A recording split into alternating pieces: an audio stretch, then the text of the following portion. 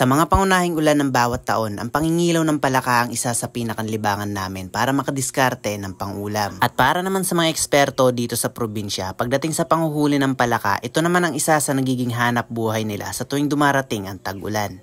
Ilang araw na rin na may dumarating na ulan dito sa aming probinsya at sa araw na ito ay medyo maaga ang pagbagsak ng ulan at hindi nagtagal ay tumila rin kaagad. Ayon sa eksperto, pagdating sa panghuhuli ng palaka, sapat na ang bumuhos na ulan para makapangilaw ng gabing ito. May kalayuan itong aming pangingilawan mula sa aming bahay kaya naman pagkarating namin dito ay mukhang hindi gaanong malakas ang bumuhos na ulan dahil dito ay hindi pa gaanong basa ang lupa at talagang maiilap pa ang mga palaka. Para sa aming mga naglilibang lamang o nakakakuha lamang ng tamang pangulam, medyo na-challenge kami sa lakad na ito dahil masyado nga maiilap ang mga palaka. Pero ang eksperto naming kasama pagkarating pa lamang marami na agad nakuha. Kung ako ang tatanungin, may mga karanasan din. Pero ang isa kong kasama dito ay laki sa tabing dagat na gusto rin makaranas ng panghuhuli ng palaka. Kaya naman sa unang dampot niya dito, bakit daw hindi na ako ang gusto mo? Dahil baguhan pa lamang kaya naman nung una ay may mga nakaalpas pa. Pero bandang kalagitnaan malabo na makaalpas dahil sa pagdakot nito ay minsan kasama na ang mga putik o mga damo. Sari-saring mga hayop o ibon din ang nakikita namin sa pangingilaw na ito. Kaya naman talagang nakakalibang ang mga ganitong gawain. At nang medyo lumiwanag na ang gabi dahil sa buwan, tumigil na rin kami. Dahil mas masyado nang umilap ang mga palaka. At ang nakuha namin ay wala pa pala sa 1/4 na nakuha ng kasama namin. Kinabukasan naman, saka ako naman to inasikaso na linisin at lutuin. Pero nagtira ako na maliliit dahil may iba naman akong plano na gawin doon. Makikita nyo rin dito o mapapansin nyo ang pinagkaiba ng native na palaka at bullfrog na palaka. Yan, mapapansin nyo dito. Ito yung native. Mga dilaw. Madidilaw sila. Ito yung mga bullfrog.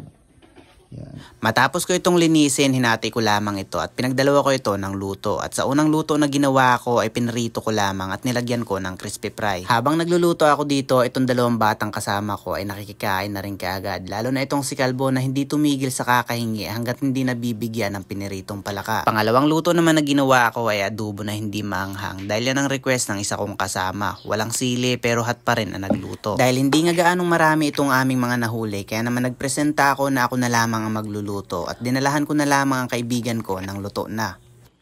First bite. Legs na nakadi-4. Nakadi-4 pa yun. Tibay.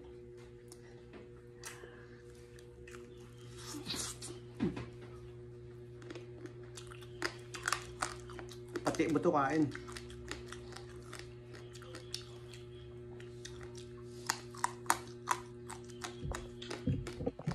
Uy, huwag mong gawin, Kalbo. Tapos, ito yung pinakang ano nyo, katawan, breast part. Breast part. Yan o, may itlog pa. Itlog yan o, yung itim. Itlog tapos mga taba.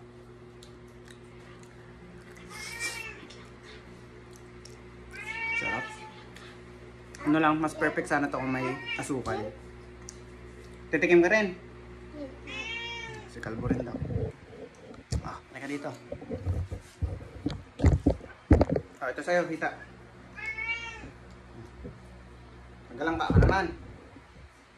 Ay, galing. Okay, try naman natin tong yung fried.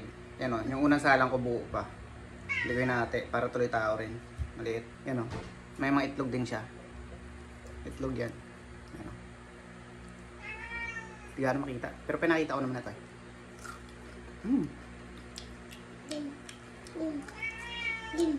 Up. Tapos yung legs nyo. Ha?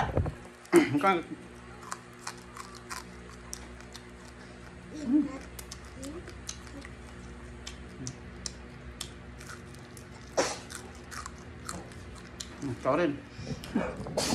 May kapartner ako eh.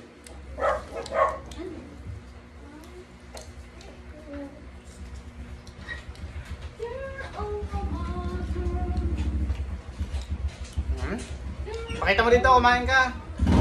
Pakita mo, kinain mo.